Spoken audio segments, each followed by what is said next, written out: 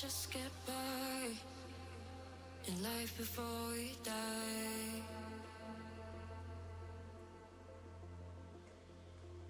I wanna live a single time, no chances to revive.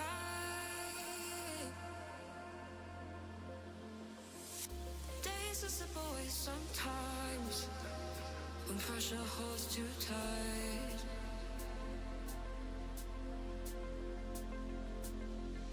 Only I can make up my mind and override the fight. I've been patient, waiting for an answer, contemplating. Didn't get me any closer to the reason why I feel the need to do it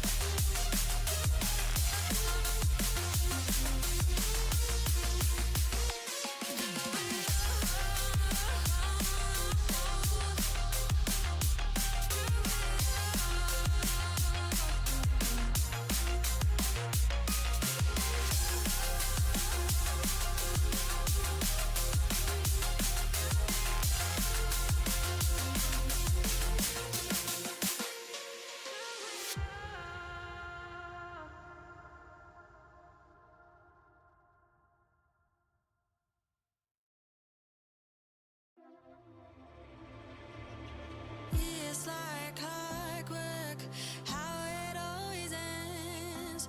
Bite my tongue, 'cause I have to pretend. Buried all my feelings, find them in a coffin where there's no space for healing or letting you in. Round and round is all we ever go. We can't call this love, but it's all we've ever known. Back and forth is all we have control. We can't call this love.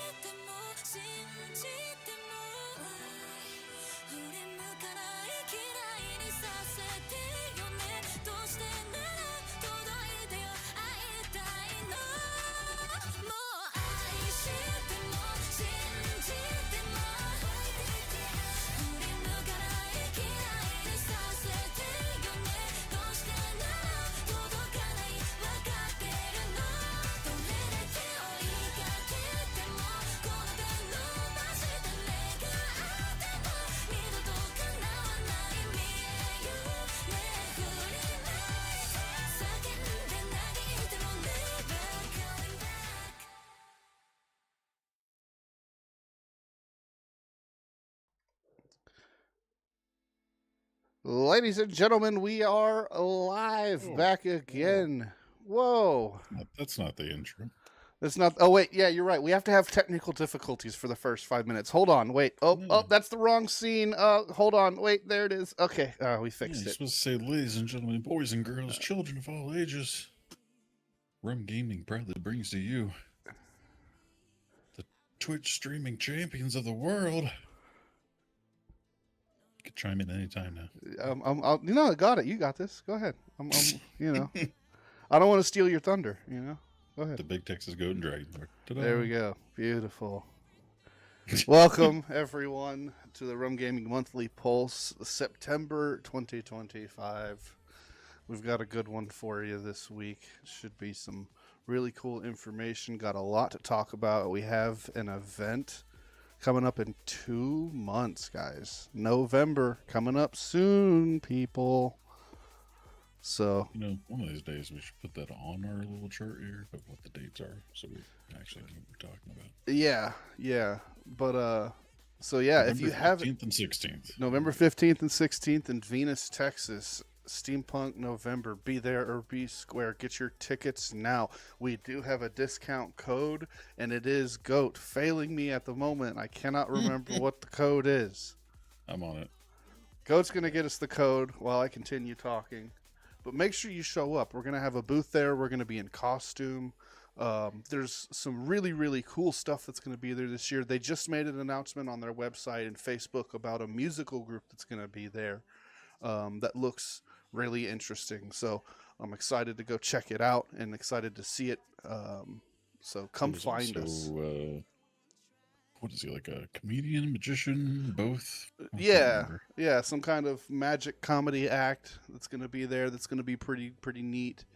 This is one of those things.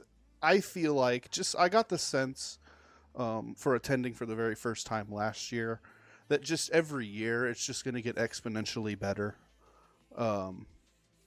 So yeah, I'm excited to see the growth this year and see what they bring that's new to the table. And to be honest with you, I'm excited to just take part in what we know already. It was such a great time, so many really cool people. So we're excited to get into that. Remember, November 15th and 16th. The discount code, as I mentioned, you can go to steampunknovember.com and use code RUMGAME25 for 20% off your ticket. And there it is in the chat for you guys to check out. So please go ahead and do that. That would be great. I do realize the code is misleading to the amount off. Yeah. I'm giving 25 for only 20%. Well, for 2020, for the year 2025. Yeah, I know. Just every time I read it, I'm like, oh, 25%. Nope, actually 20. But with that being said, that's really the biggest thing for the RUM news. But we've got a lot to show. GOAT has been Troubadour. Magician. There we go. Once a magician for 20 years. Now, thanks to a printing error, he's a musical meet Tobias the Adequate, performing his hilarious show, Troubadour. Songs of our people, geeks, nerds, and goofballs. Well, there you go. So it should be a fun show. But as I said before, picture of the guy. For this show, we've been doing a lot of 3D printing. GOAT's been hitting the grindstone hard. So hard, in fact, that we have actually acquired a second printer, another PS1 or PSU. P1 doesn't have the multicolor changing. It doesn't have the ATS, but we now have two bamboo printers that are pumping out high quality prints for you guys out there. And the only way to get them is to put in an order form on our website, or to, like I said before, I'm beating a dead horse here, come see us at Steampunk November. With that being said, veteran form and get your free one. Yeah, and if you're a veteran, get one for free. It's free. It's free. Okay. With that being said, GOAT's got some stuff to show off. I'm going to kick it over to him. What you got for us, GOAT? I cranked up the brightness first. For the prints, at least. So, we'll save the most exciting for last. So we'll start small. Some of the repeats from last year. So we got our little steampunk octopuses. Yeah, people really liked those. The little Nautilus octopuses. Those are cool. did them in a. I think this was the lagoon. Rainbow, they called it lagoon. Yeah, lagoon rainbow. Yeah, yep. I call it swamp rainbow. Yeah, lagoon. Easier to remember than lagoon. And then of the same material, we have an assortment of steampunk little bust. So we got the steampunk cat with the monocle. I like that. And a top hat. Pretty cool. A little suit and tie. Then we have another version of the cat. This one I didn't mass produce. It didn't come out as clean as I would like. But it's the full cat with gears and pretty top hat, cool. goggles. Yeah, it needs a little bit of sanding, especially on the bottom side of the hat. You but can see here the coat got all jacked up. Yeah. Still Those really are cool cool. though. I like the detail on it. Looks good. Yeah, so there's a guy that I don't know if he's using AI or just bored, but the dude has like every breed of dog and other various animals out there, all steampunk themed. That's all free amazing. on the Bamboo app. You gotta print me a pit bull, please. Then we got this guy. Whoa, that just a one's skull. cool.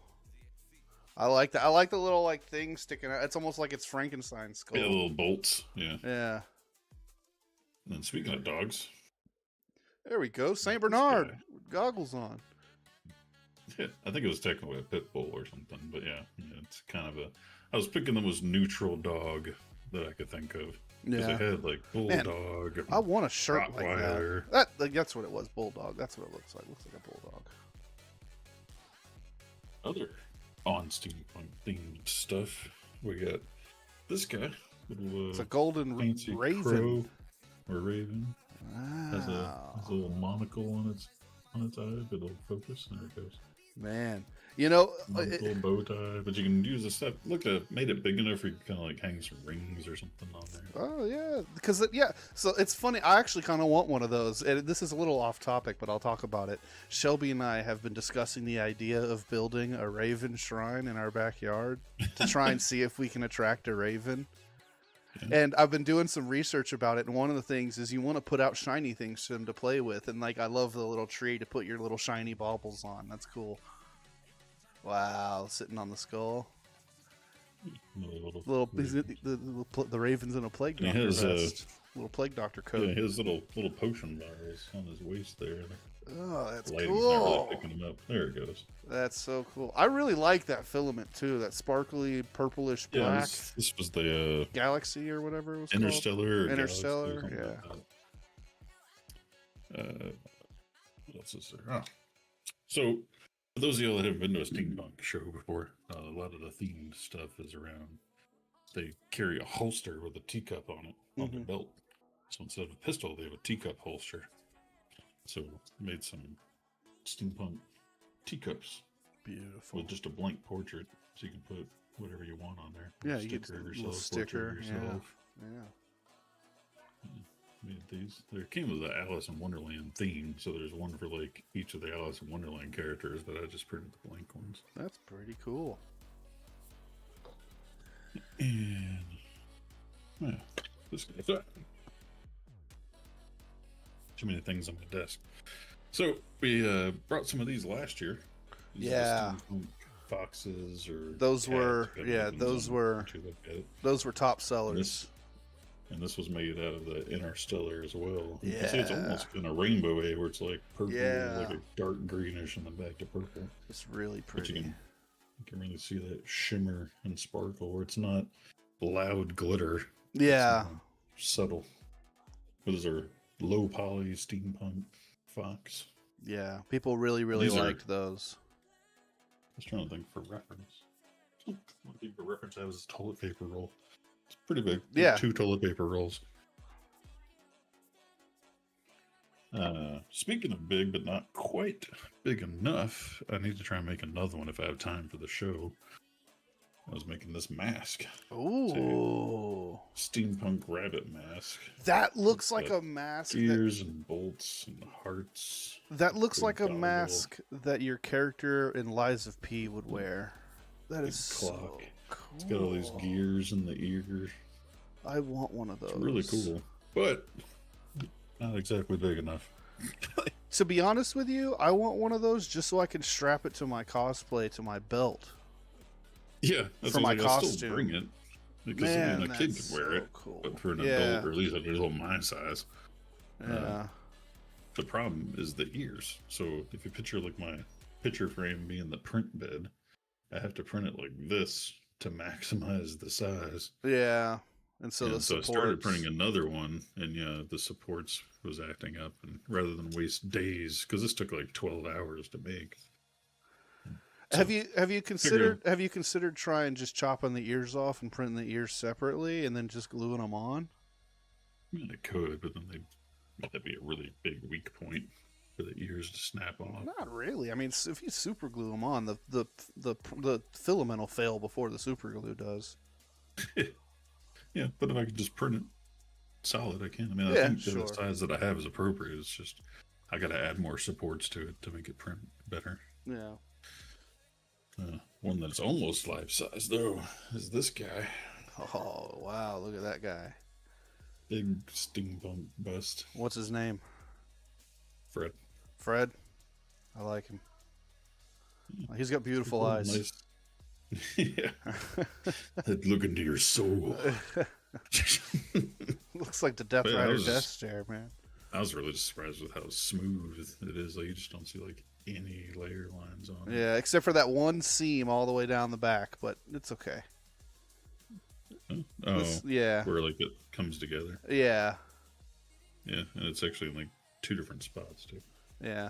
Oh, you're talking about right here. That's not even it. That's how it is. Oh, that's just how it is. Okay, I thought that was the actual like direction seam. Yeah. No, this is the direction seam. The head, I think they might have built it into that. I think if I look closely enough, I can kind of see it going along with it. But, interesting. Yeah. Pretty cool. One of the big prints. Then for the grand finale. Yeah, the Piece of Resistance. You guys, if you are in our Discord, you've seen previews of this already. So you know what he's about to show. Nope, not just. Oh, not yet. Oh, teaser. Forget about our bookmarks. Oh yes, bookmarks. So we've been trying to mass produce some bookmarks for the show, and so we have this one. If we can get the words to go in here. May their souls be commended to Malik. Dang it! What is this one from again? Fourth Wing. Yeah, I think it's Fourth Wing. Yeah, Fourth Wing. Yeah.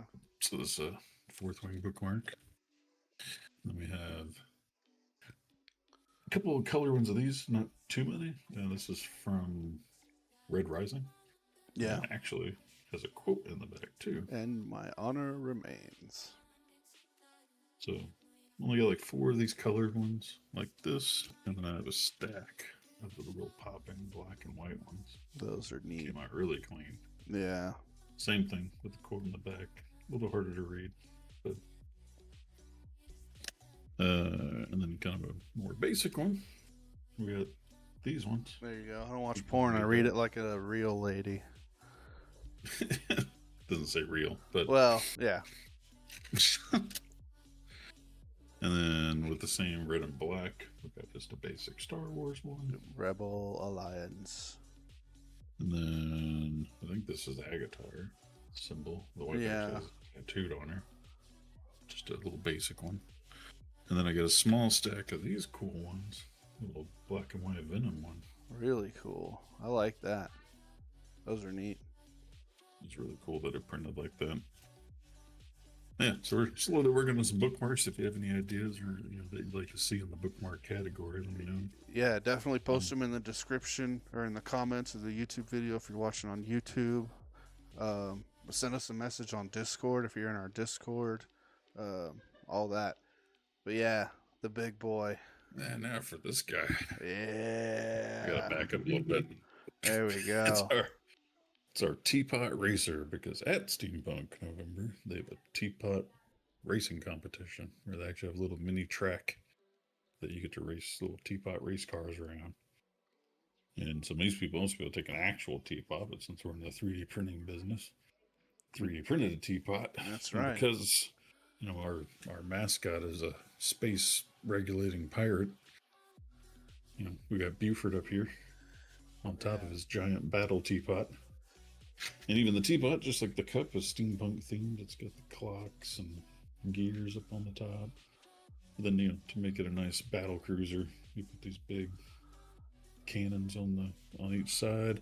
Yeah. We got a man turret in the back, guy with a little gas mask on. Beauty. We got the big plasma turret on the front. Looks like the ultimate kit bash, man. And then even got the little RUM-Gaming flag on the back there. I love it. And then even has the matching controller. Beautiful. You wouldn't believe what I made these sticks out of. They're the balloon sticks. Oh, okay. Yeah. Went to Hobby Lobby to try and find something to put these in, and for $2 you can get 20 of these like 2-foot long balloon sticks. Like, well, that's perfect. Because as you can tell, I had to just rip the shell off of this thing, so the wires and stuff were exposed. Yeah. Had to make it work, but it turns like a limousine, but looks cool. That's all right. It'll be fun, man. It'll be fun to take it around the track for its inaugural run. And just for those, we're talking about super glue earlier. This is all super glue, so you can see. Yeah. This is holding. The filament will fail before super glue will. Yeah, like this is a pretty heavy print with the weight of the entire model. Yeah. And it's just super glued on to it. Like if you understand how super glue works, it's pretty incredible, and like it'll give you confidence in, because super glue essentially chemically melts the material it's on and bonds it to the glue. And so when you look at filament, that's very easy to melt chemically. So it literally is like a weld. It's like welding it to metal. It's the same thing as super glue would do. The filament will fail before the super glue does. Most of the time. Most of the time. The real test will be when I remake Frostmourne. Yeah. Well, resin prints are a little bit different because they're smoother. Resin prints, you want to give a little bit more surface area, so you got to sand them a little bit, but if you want the best effect. But yeah, but that's the majority of the prints. There's still some more downstairs and making some different ones. But yeah, if you want to see all of them, come to Steampunk November. Or hopefully here soon we'll start pumping them out on our TikTok and YouTube shorts. Yeah, yeah, that's another thing. I have like 160 videos in the time-lapse folder that I got to put together. So one of the plans, this will be an exclusive drop for anybody who's watching. I plan on doing really cool veteran-based stories behind each video that we post. So if any of you have any suggestions about like some really cool stories about the military or missions or just any kind of cool military stories, let us know. Message us on Discord.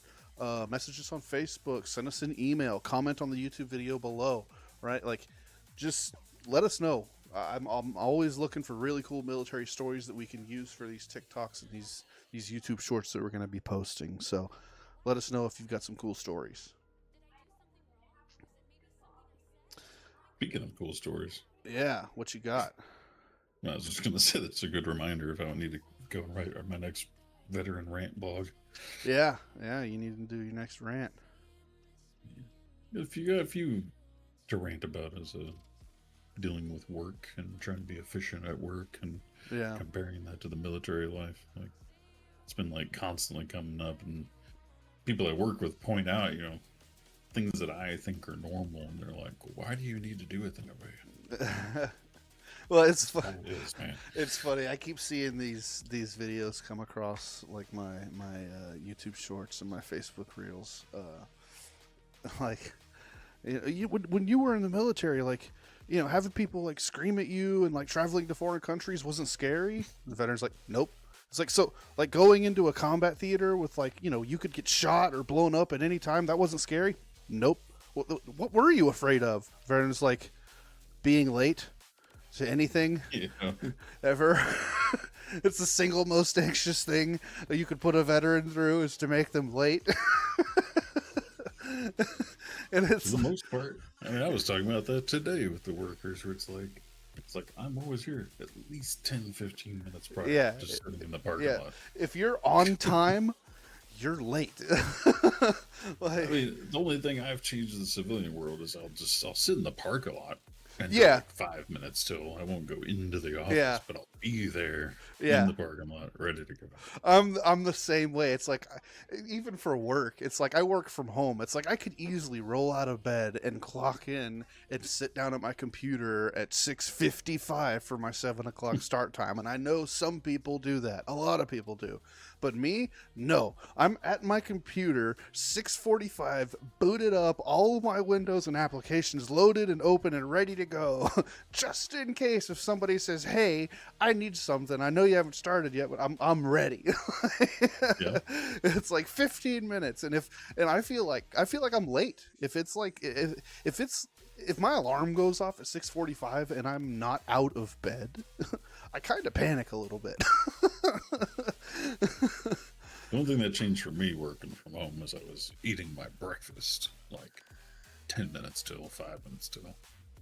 Now, the same thing. I'd have my everything loaded in. I'm logged in, like ready to work. I'm already looking at the ticket queues and stuff, but I'd be sitting there eating my breakfast. So I would be annoyed when somebody would message me like at the start time. I'm like, bro, I still got half a bowl of cereal to eat.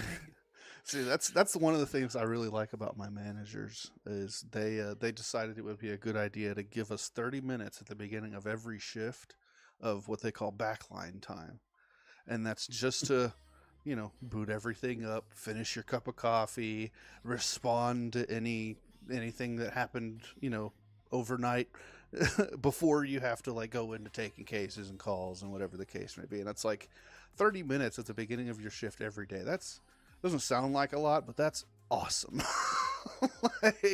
That's such a great and it's scheduled too, so like everybody knows,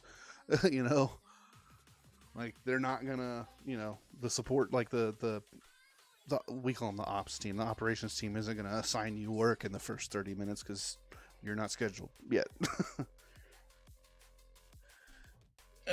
Yeah, I mean, it's always nice to try and do that. Like, I think our company actually has, I don't remember what it's called, but basically like alone time. Yeah. That they want you to schedule throughout the week, like a couple hours a week of like do not disturb time. Yeah, a lot of companies are doing working, that now. But it's just nobody to give you extra work or bother you with random questions. Yeah, it's like, again though, it's like, I don't know, maybe it's the veteran in me when I'm like, I don't need any alone time. It's fine. Well, I mean, I'm here to work. Maybe I've grown out of it, or maybe it's just, I've been in the corporate life long enough now where it's just grown out of me.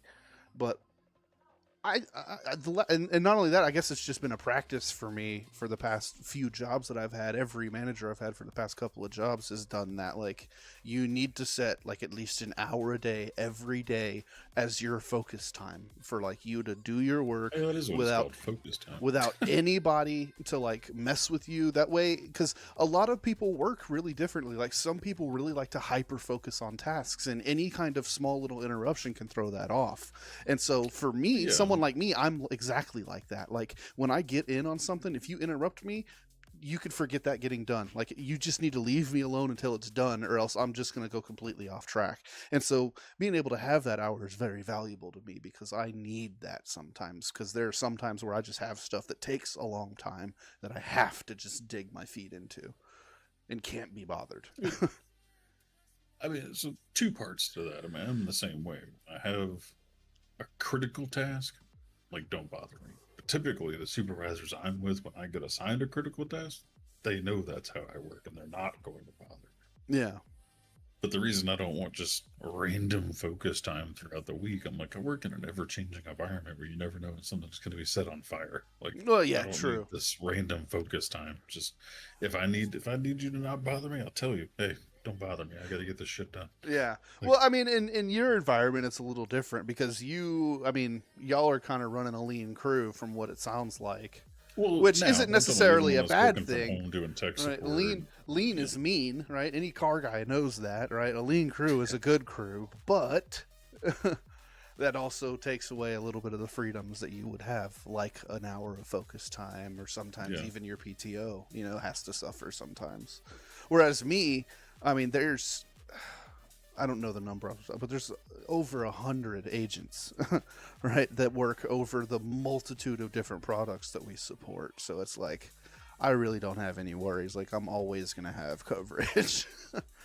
And even if I don't, it's not like they're lacking for people, you know. They just finished hiring, I think, another, 100 some odd people. At least bringing on another 100 some odd contractors like me. So it's like there's no shortage.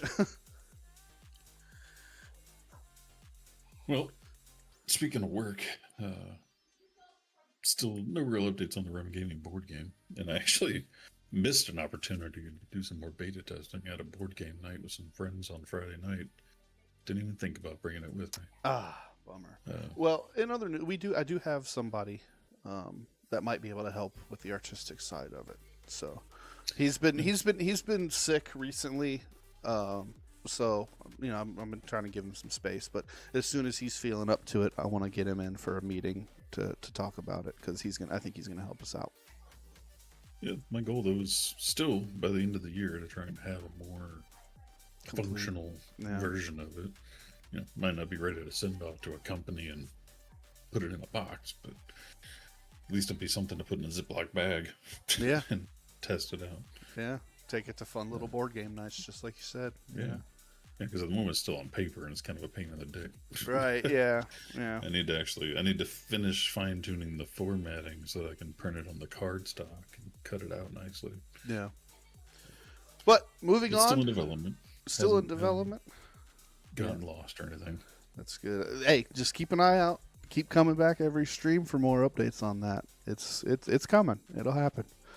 But moving on to our veteran topic before we, run out of time here. What do you got for us on the veteran topics, Goat? I know you've got some stuff on here, some pretty cool things to talk about. Yeah, I mean, and for those of you that are new, we try and pull, relevant veteran news from the past 30 days and any big changes coming in the future. One of them coming in the little bit long-term future, the start of 2026. Every year they kind of reanalyze how much money disabled veterans are getting, and they're looking at making some semi-big changes this year. What was that percentage? Wasn't it like 5%? It says, it's going to be the largest step in years towards engagement. Or no, this one's the private sector. There it is. That's why I'm all confused. 2.5%, not 5%. Okay, that's about standard. Get your hopes up. Yeah, I was gonna say that's about standard. It goes up about 2 to 3% every year, right? Yeah, roughly. I think it's been closer to 2 over the last recent years. Yeah.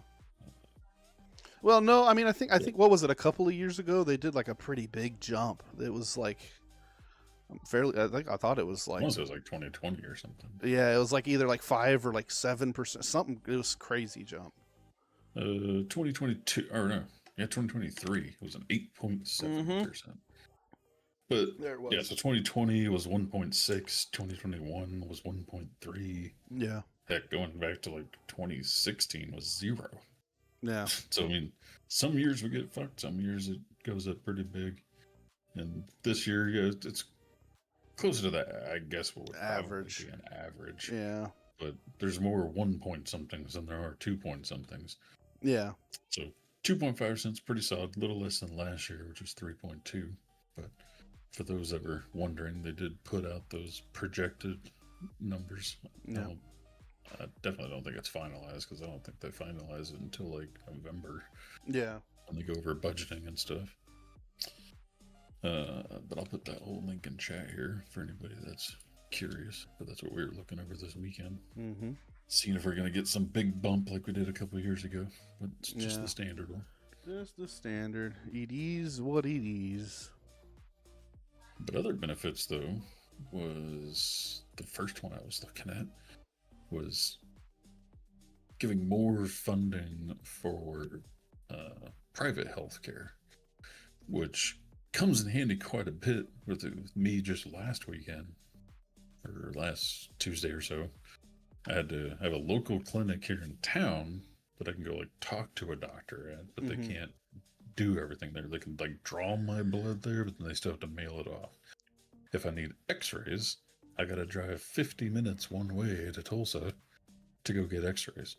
So literally last Tuesday, I drove 50 minutes, walked inside, was in there for 5 minutes or less, and then walked back out to my car to drive 50 minutes home. So Ridiculous. spend 100 minutes on the road for 5 minutes of x-rays when there's hospitals here in town that I could have just went in and got an x-ray at. Yeah. So that's where funding like that would come in handy to, make it more convenient for veterans. Like, yeah, and that's good. And the same thing with when it comes to like backlog, or what do you call it? Appointments being too far out. Yeah. A shorter way to say that. Yeah, I know what you're saying. So instead of being like, oh, well, we can get you in 3 months at the clinic, or we can send you to the private sector and get you in next week. Yeah. Well, that was something that Trump did in his first term, is he expanded that. And so, it looks like he's expanding it even more, which is great because I've been utilizing it a lot. Like, I go to a private clinic here by my house for my chiropractors every 3 weeks. So it sounds like a huge number. It's $2 billion directing, but they say that's only about 5% of the overall budget. You know what the funny thing is? I'm kind of glad that like the big hospital for the VA for me is kind of similar. It's like an hour away, right? It's still in Houston, but it's like downtown Houston. In Houston's an hour away. It's like an hour, and depending on traffic, it could be like an hour and a half, almost 2 hour drive just to get there, depending on traffic, right? And so I've got to use, private sector stuff a lot, and I gotta say, I kind of prefer it because they don't send you to cheap places. Like when I went to go get an eye appointment done. Most of the time. Well, I went for an eye appointment, and they were like, we can see you in 6 months, or we can go private. I was like, I'd like to go private. They sent me to the Man Eye Institute. Like, shit. Dude, one of the ones I went to when I was getting my claim work done was like, it was in like a little strip mall where you have like pet grooming, donuts, and then like a doctor's office. Like, I rolled up to that place and I'm like, this can't be it. I mean, it's still a good doctor, good work, but it was just like, this looks like some all-in-one, get your tires fixed, and eat dinner, and get your x-rays done at the same time kind of place. It's funny. They sent me to one that was kind of similar to that. I mean, but it wasn't like kind of like a strip center type deal, but the difference is like this strip center was like a whole like bunch of different strip centers, and all of them were medical stuff.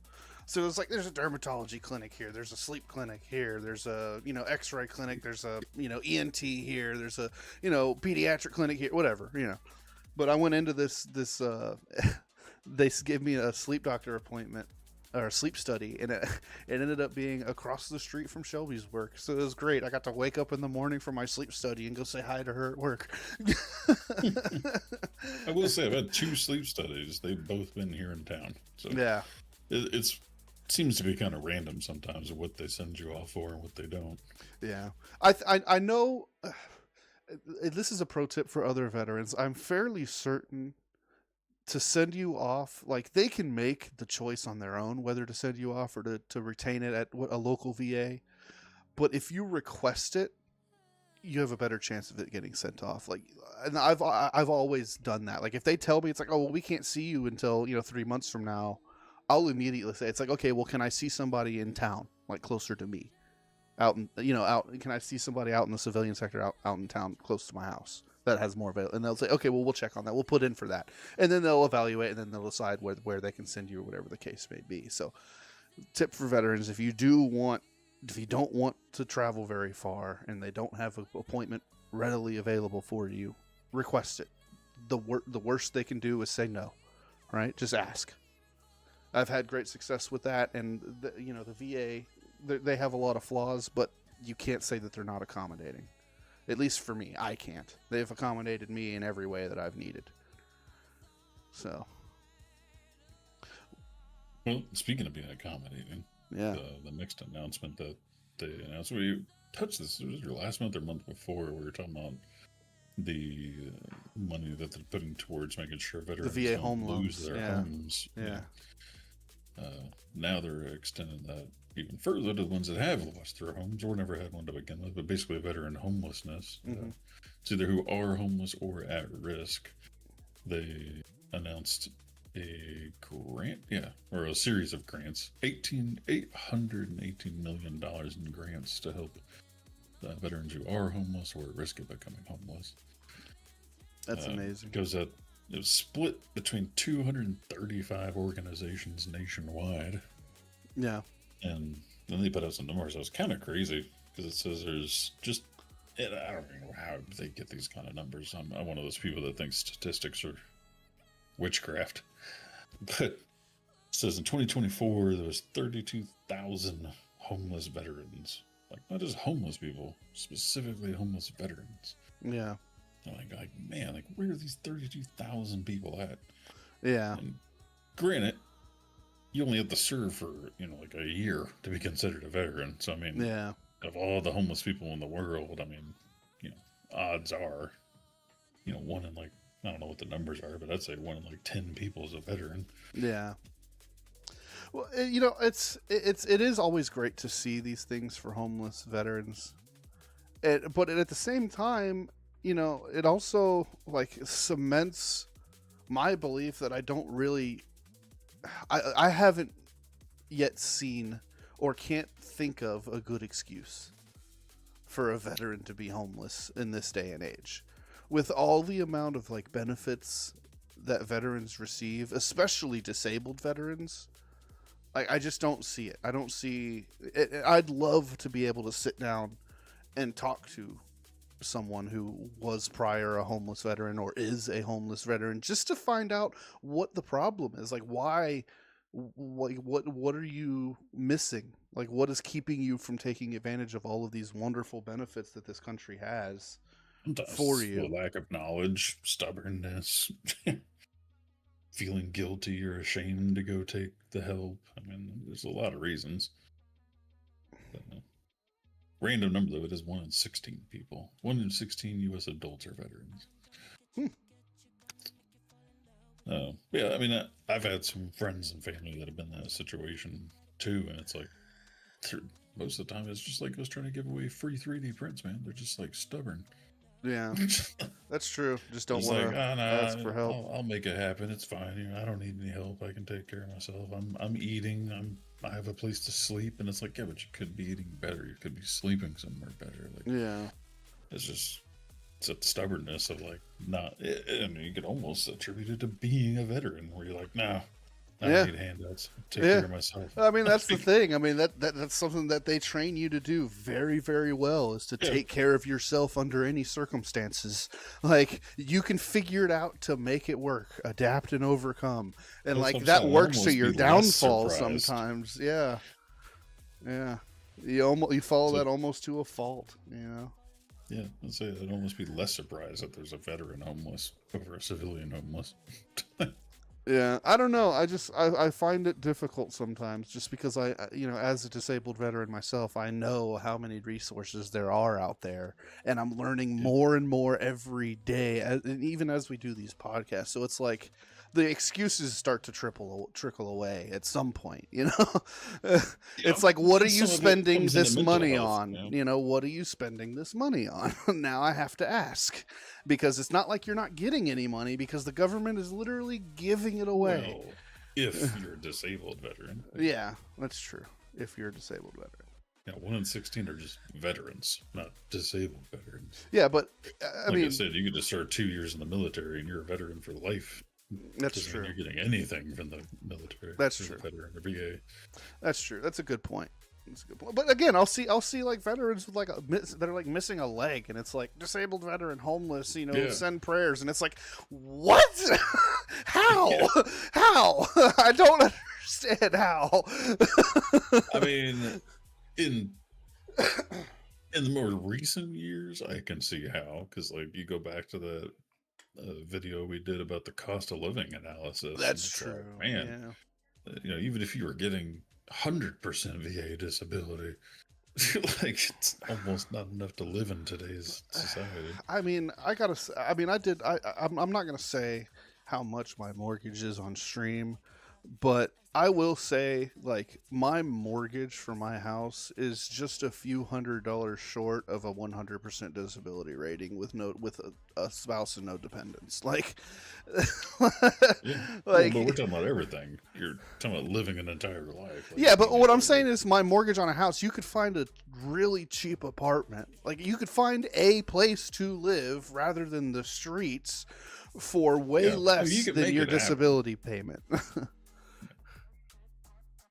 But anyway, that's beside the point. That's a discussion for another day. We're going to move on. We've got a lot to talk about in the gaming and pop culture realm. A lot of big updates for September.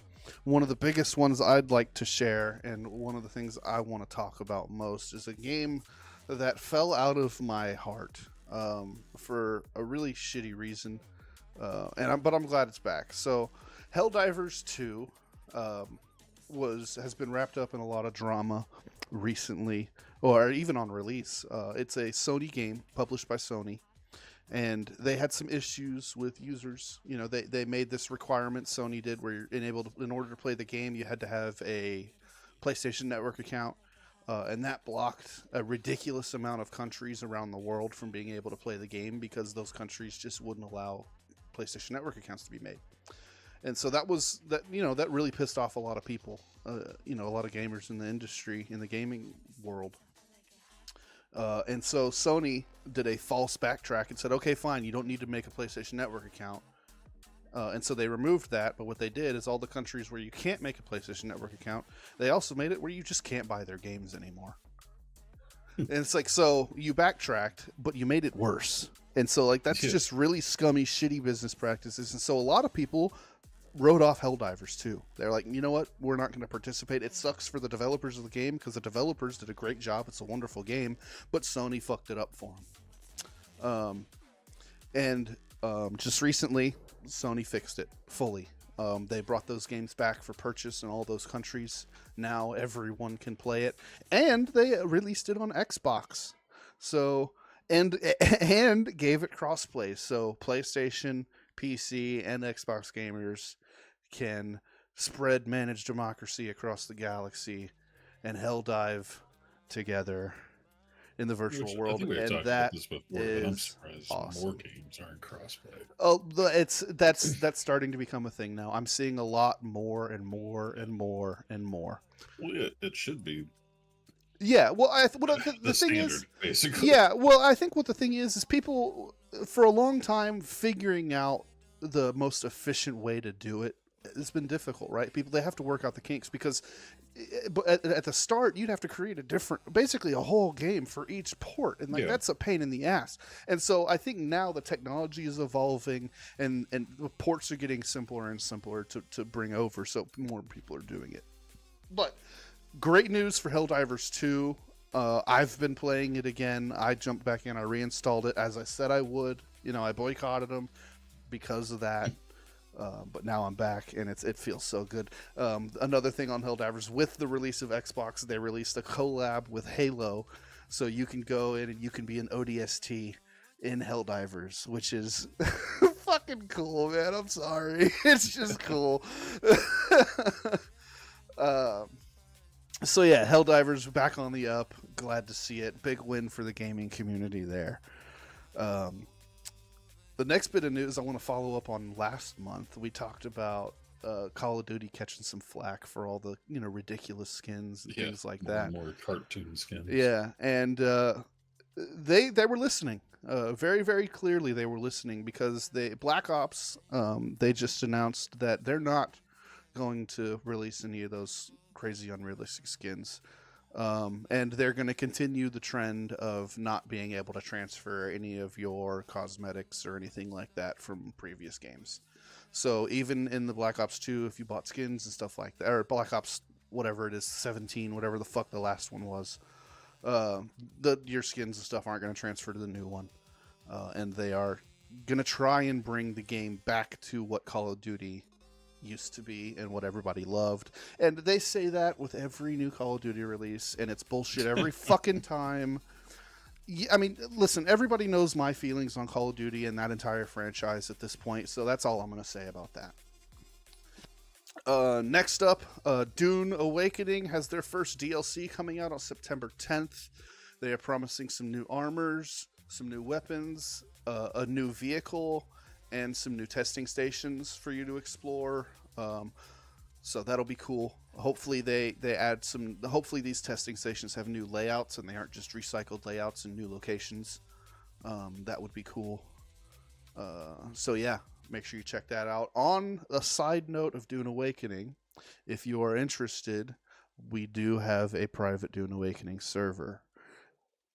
It is first come, first serve. Okay, it is only 6 man. For now, it is only 6 man. So get your spot while it's open if you want to play. Goat will be posting the details in chat here shortly. To clarify on that, well, 2 things to clarify. One, it just means 6 people at a time. Yes. There could be 30 people playing on the server alternately. Yeah. But if we got more popularity, I'm willing to pay to increase the slots. Like, it's not a whole lot to raise it. Yeah. And for those that are used to playing on our servers in the past, or any other survival game servers, Dune is I've never seen anything like it. Yeah. So you have the main map of the game, and then you have a PvP map, and then you have the city hubs where your auction house and trading is. And the private map that we're hosting is the main map. So it's where you get all your 90% of the game is done in that main map. And that's what's private. The 2 city hubs where you can trade with other players and the PvP area is shared between up to 100 other private servers. Mm-hmm. So the only other people you'll potentially run into in the PvP area is other people on their private servers. Yes. And which so has gives you the advantage of getting like a multiplayer server for trading, but not having to fight over land to where you want to build your base and shit. But it also gives you a distinct advantage and possible disadvantage to where you could have people that are renting out multi-man private servers that are using the entire space of their server for one big group. And are just going out in masses of 50 to 60 people farming spice in the PvP area and destroying anything in their path. Which that one with across the bridge when it goes. So how their private clusters work is they'll host up to 100 private servers and then simultaneously up to 800 players at a time. Yeah. So I chose one of the lowest populated. It had like 51 servers out of the 100 on it. And granted, these are just servers that are currently paid for. It doesn't mean active. There could be 1 dude on that server. There could be 30 on that server. Yeah. So just because there's 50 servers doesn't mean there's even 50 people. You might be the only one online on the entire cluster. Yeah. It'll be interesting, but yeah. Make sure you check that out. Dune Awakening, come play with us. Next up on the list, like I said, Goat will have the details in the chat here, and we'll go ahead and post it in the comment on the YouTube video below as well, or in the description below. Next up, Borderlands 4 is coming out September 12th. Not too much to say about that. Another Borderlands game. They're touting a ridiculous amount of guns, which is, that's what everybody loved about Borderlands, the looter shooter aspect of it. So it seems like they're going to try and center back into that. Lots of cool, I haven't really researched it a whole lot, looked into it too much because I lost interest in Borderlands after the pre-sequel. But yeah, it looks interesting. Looks like they're trying to do some damage control after the TV show and all this, the track record of recent, flops. So hopefully it'll be good. I think they're on the track for a decent comeback. I think they can bring a lot of their audience back with this game. So we'll see. September 12th, we'll find out. Next up on the list is one that's been long awaited. I think I don't remember exactly when, but it's been a very long time. But Skate 4 a new skate game is going to be released September 16th, which is really cool. I think a lot of people really gravitated toward the skate games. Skate 3 was 2010. 2010, yeah. See, so since 2010, people have been playing Skate 3, and so finally, on September 16th, we're getting to Skate 4, and from the stuff that I've seen of it, it looks incredible. So if you're a skateboard game fan, check that out. Also, Tony Hawk Pro Skater 3 and 4 also came out as well, so check that out with the remaster and everything like that. Skateboard fans, good for that. Another one, which is really, really exciting for me. This is one of the first ever Final Fantasy. No, it is the first Final Fantasy game I ever played was Final Fantasy Tactics on my Game Boy Advance. And on September 30th, Final Fantasy Tactics Evilus Chronicles is releasing, which is going to be so exciting. It looks just like, what I remember with, upgraded flair, just, more detail, just, a newer, version of the game that I loved. And so that's super exciting. I can't wait for that to come out September 30th. Final Fantasy Tactics should be cool. Next up on the list here, we have something from the creator of PUBG, PlayerUnknown himself. Prologue Go Way Back. It looks like... Goat, do you want to talk about this one for a second here? Yeah, because I actually just got the new dad to it. Yeah. So they, as far as I know, for the first time, made their own survival game that looks pretty like HD and in-depth. A lot of real fine-tuned details and whatnot to it. I was just watching part of the video here. It's like even like screwing a light bulb into the light socket kind of detail. But right now it's only on alpha or beta testing, whichever. And you can actually go sign up. And I just got instantly granted access. Oh, well, there you go. Yeah. So it's coming soon to early access. I haven't seen like an official date from my brief research. I just saw some TikToks on it and it looked really cool.